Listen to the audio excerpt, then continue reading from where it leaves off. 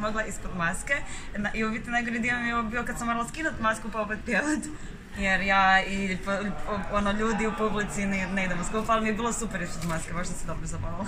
Žao mi je, ali kad sam vidjela ko je u zadnja 3, već je bilo jasno da mi se ne sprema dobro, tako da sam već pripremala govor tamo iza, ali ga nisam izrekla na kraju.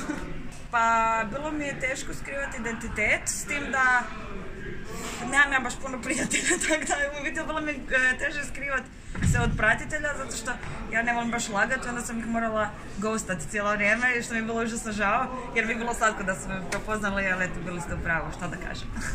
Moja mama je inače baba, tako da ona ide okolo i priča svašta, tako da ja od svoje mame uglavnom ništa ne govorim više, ali mi je baš čudno da nije dobila nijednu poruku, da nije skužila, da nije vidjela na televiziji, mama šta radiš po cijele dane?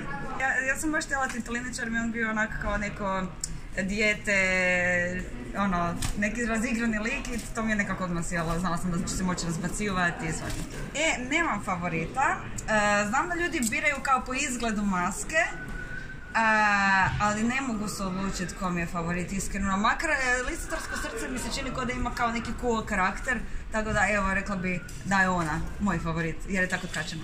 Nisam se iznenadila reakcijama detektiva, isto kao što se ni oni nisu iznenadili kad sam ja skinula masku.